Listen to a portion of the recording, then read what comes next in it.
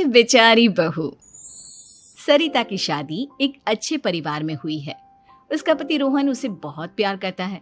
घर में उसकी सास शांति और ननद मीनाक्षी भी है, जो सरिता के किसी काम में दखल अंदाजी नहीं करती। लेकिन फिर भी सरिता को ऐसा लगता है कि दुनिया की सबसे ज्यादा बेचारी बहू वही है और सबसे ज्यादा अत्याचार उसी पर हो रहा है। माँ जी, ये लीजिए आपकी चाय। अरे बहू, तूने इतनी ज्यादा चीनी क्यों डाल दी चाय में? हाय हाय माँ जी, मैंने तो उतनी ही मीठी बनाई है जितनी मीठी आपको पसंद है। माँ जी, आपको तो मेरे हाथ की चाय अच्छी ही नहीं लगती।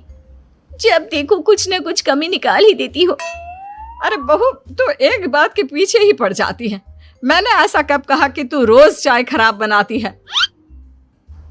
सरिता अपने कमरे में चली जाती है और फोन उठाकर अपनी माँ से बात करती है। हेलो माँ, कैसी हो आप? क्या कर रही हो? मैं तो ठीक हूँ, पर तू बता, तेरा मूड कैसा है? तेरी आवाज से लग रहा है कि कुछ तो हुआ है तेरे ससुराल में। अरे क्या बताऊँ माँ, यहाँ तो हर समय मेरे साथ बहुत बुरा व्यवहार होता है। मैंने अपनी सास के लिए इतनी अच्छी चाय बनाई, लेकिन मेरी सास चाय पीते ही मुझे 4 बातें सुना दी। बेटी, तू इतनी छोटी छोटी बातों पर ध्यान ही क्यों देती हो? तुम्हारी सास ने कुछ बोल भी दिया तो क्या हो गया, वो बड़ी है ना तुझसे। माँ ने इतना समझाया, लेकिन इस बात का सरिता पर कोई असर नहीं हुआ। अपनी बेचारी बहू की छवि वो बदलना ही नहीं चाहती। अगली सुबह सब नाश्ते के टेबल पर बैठकर नाश्ता कर रहे थे, तभी सरिता ने अपने पति से कहा, सुनिए जी, मुझे ना आज बाजार से कुछ सामान लेकर आना है। आज आप ऑफिस से आने के बाद मुझे लेकर चलना ना। भाभी, मुझे भी कुछ किताबें खरीदनी है। आप दोनों जा ही रहे हो तो मेरी किताबें भी ले आना। लो, अभी तो बात ही की है बाजार जाने की, तो एक फरमाइश आ गई। माँ जी, आप भी बता दो कुछ, और हाँ, मोहल्ले वालों से भी बोल दो अगर वो कुछ मंगवाना चाहते हो तो। बेचारी मीनाक्षी अपना सा मुंह लेकर रह गई। ये सब देखकर रोहन से चुप नहीं रह गया और वो गुस्से में बोला, सरिता, क्या हो गया है तुम्हें? मीनाक्षी ने तो सिर्फ किताबों के लिए बोला है। तुम्हें मीनाक्षी से इस तरह से बात नहीं करनी चाहिए। माफी मांगो उससे अभी। क्या? मैं माफी मांगू? दिन भर आपके घर के काम करूं मैं, आपकी और आपके घर वालों की बातें सुनूं मैं, और अब माफी भी मैं मांगू? ऐसा कभी नहीं हो सकता। ये बोलकर सरिता वहां से चली जाती है। एक दिन उनकी पड़ोसन घर आती है। अरे सरिता, क्या कर रही है?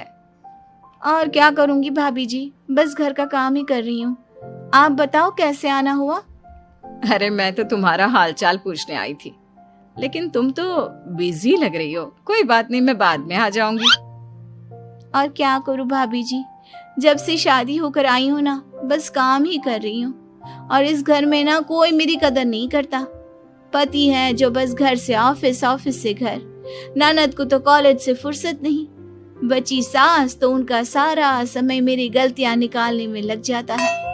अरे ये क्या कह रही हो सरिता? तुम्हारी सास तो पूरे मोहल्ले में तुम्हारी तारीफ करती फिरती है कि तुम बहुत अच्छी हो, पूरा घर तुम्ही ने संभाल रखा है। हाँ तो क्या हुआ, इसमें गलत क्या कहती है? सच्ची तो कहती है। मेरी मर्जी के बिना इस घर का पत्ता भी नहीं हिलता।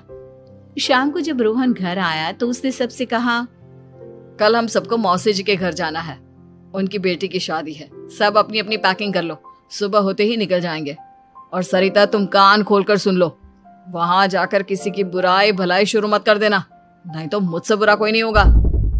हाय हाय जी, आप तो ऐसे कह रहे हो जैसे मैं सुबह शाम सबकी बुराई करती फिरती हूँ। आज तक कोई कह नहीं सकता कि मैंने किसी की पीठ पीछे किसी के बारे में कोई बुरी बात बोली हो तो। अरे बस बहू, बात को और ज्यादा आगे मत बढ़ा। हमें सब पता है तो हमारे साथ क्या व्यवहार करती है।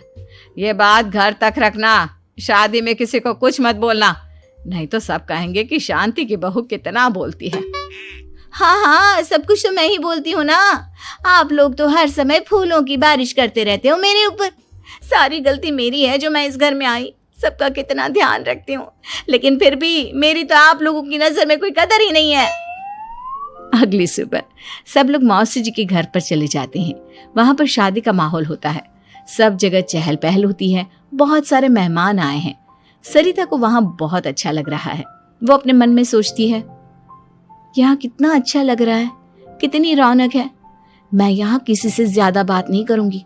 अगर मेरे मुंह से कुछ ऐसा वैसा निकल गया तो रोहन जी तो मुझसे गुस्सा हो जाएंगी। सरिता ये सब सोच ही रही थी कि वहां रोहन की कजिन साक्षी आ गई और सरिता से बोली, आप सरिता भाभी हो ना? जितना आपके बारे में सुना था आप तो उससे भी ज्यादा सुंदर हो। हाँ वो तो है, मेरी सुंदरता की तारीफ सब करते हैं। मेरे मायके में तो सब यही बोलते हैं कि रोहन जी की किस्मत बहुत अच्छी है जिन्हें मैं मिली। लेकिन आप कौन है? मैंने आपको पहचाना नहीं। मैं रोहन भैया की कजिन हूँ। आपकी शादी पर नहीं आ पाई थी ना, इसलिए आप मुझसे मिली नहीं कभी। शांति मौसी और मीनाक्षी आपकी बहुत तारीफ करते हैं। क्या कहा तुमने? मेरी तारीफ? कभी नहीं। मेरे ससुराल वाले कभी मेरी तारीफ कर ही नहीं सकते। मैं इतनी अच्छी हूँ, मेहनती हूँ, लेकिन उन्हें तो मेरी कदर ही नहीं।